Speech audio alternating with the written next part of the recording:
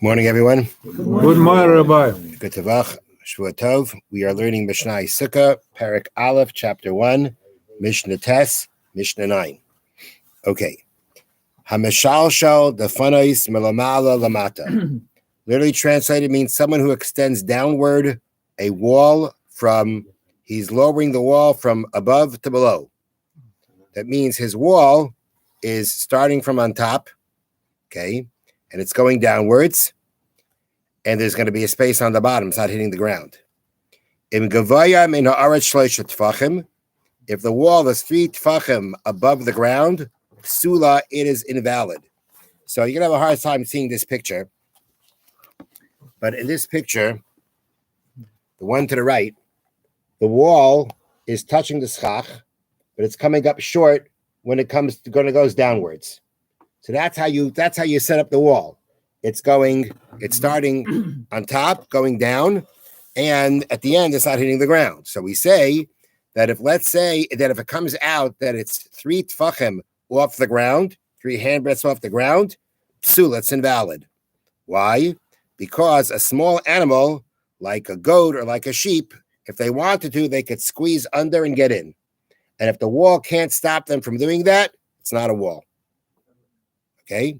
Now, melamata lamala, let's say the case is that you're going from below to up. The wall is starting on the ground. It's going up, but it's not reaching the schach. So, for instance, in this example, diagram C. Okay? In that example, you've got the walls on the ground, starting from the ground, but when they go up, they are not reaching all the way up to the schach.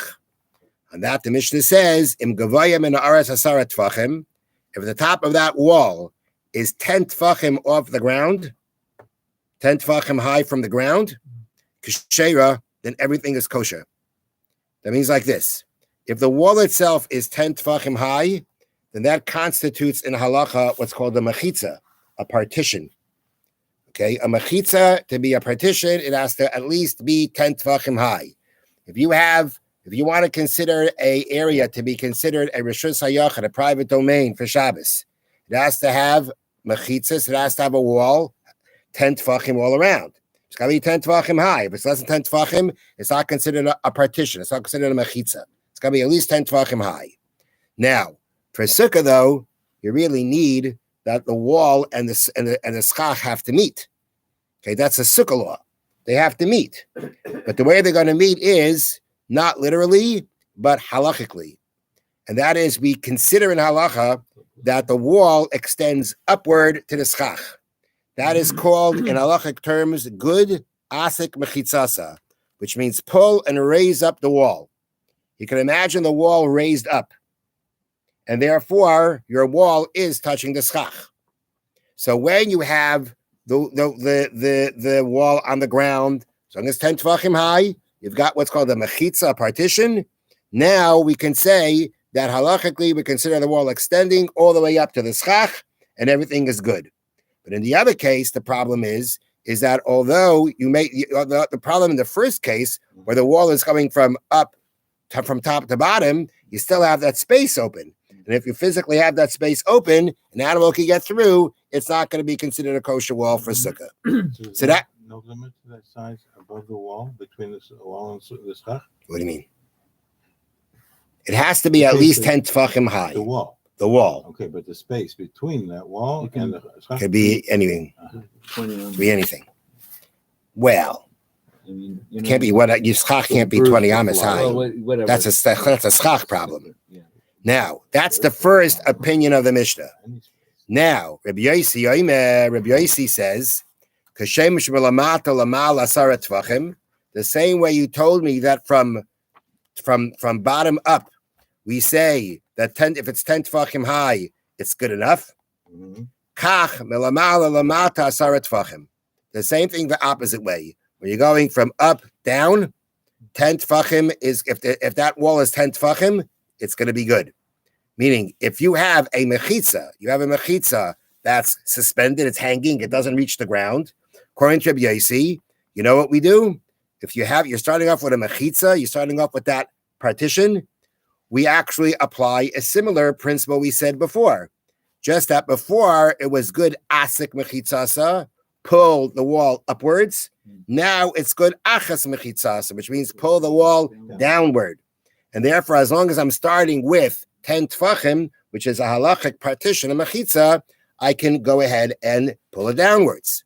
So Rabbi Yossi argues in Tanna Kama and says, whether it's a space between the wall and the schach, whether it's a space between the wall and the ground, as long as the wall is 10 tfachim high, you're good to go.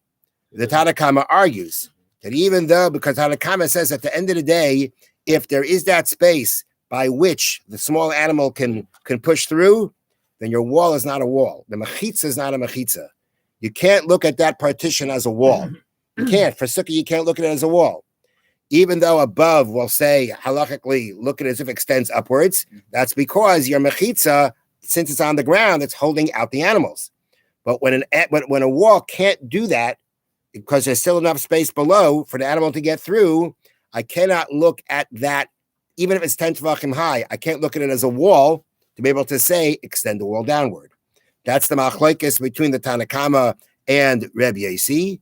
And I don't see, no, it says, Ein halach Rebbe Yossi. Bartuner says, halach like the Tanna Kama, which means once on the bottom, there's a 3 tefachim gap, no good. Now, new halacha. Here, right now, we've been discussing about if there's a space between the wall and the schach or the wall and the ground. The issue was spaces by the wall. Now we're going to discuss a space in the schach. If you distance the schach from the wall 3 tefachim, the three handbreadths of air space between your schach and your wall, psula, it is invalid. Okay, so that means, imagine you have, here's the picture, if you want to see the picture, it helps you, right? You have the schach right on top, and the schach covers the minimum amount of a sukkah, 7 tvachim by 7 tvachim, but there's a space between the schach and the wall. On only one side. On only one side, right? Okay. The halacha is that if that space is going to be 3 tvachim wide, then you have a space between your wall and your schach. They're not coming together. That whole wall can't count. Now, this is only going to be a problem if you have a 3-walled sukkah. So then the third wall, if there's a space between the schach and the third wall, so then, the third wall doesn't come together with the schach. I only have 2 walls. A sukkah has to have at least 3 walls. But imagine in this picture here, there were 4 walls. And in this picture, 3 walls. Imagine there are 4 walls. Well, if there's 4 walls, could be the 4th wall isn't going to connect because of the space. But you still got 3 walls, and therefore it's kosher. Of course, under the schach. Now, even more. Let's say the Mishna said very clearly that it has to be a space of 3 tvachim. Unless it's a space of less than 3 tvachim, the Mishna is implying that it would be good. It would be kosher. And it would be kosher. Because when you have a gap between 2 things of 3 tvachim less, we apply a principle, a halachic principle called lavid. Lavid means we look at it as if it's closed. Okay? So we look if it's closed. That means we now see the wall and the schach coming together. So I have my third wall. Even though I have my gap, it's not big enough to say that I have a space here. It's because halachically, like there is no space. And therefore, the wall and the schach are connected, and therefore I have a kosher sukkah.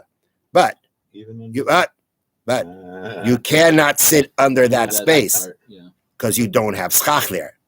Okay, halachically we consider as if there's no gap, but you don't have kosher schach there, so you can't sit under that part. So the rest of your sukkah is kosher because it has a third wall. Love it allows you to have the third wall, but it's not going to tell you like, oh, so now I have kosher schach there, and therefore under that part I cannot sit. Now, one last thing about this Mishnah. And that is, yes, in the previous Mishnah, that was from Friday. Oh, was it Friday? Or whatever. From last week, at least. End of the week. Okay. We had a rule that, let's say, in between the schach and the wall, there wasn't an airspace. Let's say there was a board there. There was something solid there that wasn't kosher schach. There was a board there. So the halacha there was that as long as your board is not 4 tefachim wide, then we actually consider the wall bending. Dofen akuma, the wall bends. meaning my wall, I can see my wall as extending up. And therefore, my schach and my wall are together. You can't sit under that part again, but I'm able to say that the wall extends, and that can go up to 4 tfachim. You can have up to 4 tfachim of solid up there to say I combines with the wall to say this is all one wall. That's not going to help you here because there's nothing there. It's airspace. There's nothing there to be able to say my wall extends over. And therefore, here, it's all about, is this space big enough to be considered open or closed? That depends on Lamed. And that for that, you need less than 3 tfachim. Once you hit 3 tfachim, I can't say Lamed. I can't say it's closed. I have a gap between the sukkah, the schach, and the wall. They're not together. And if it's only 3-walled sukkah, I only have 2 walls. The sukkah is no good.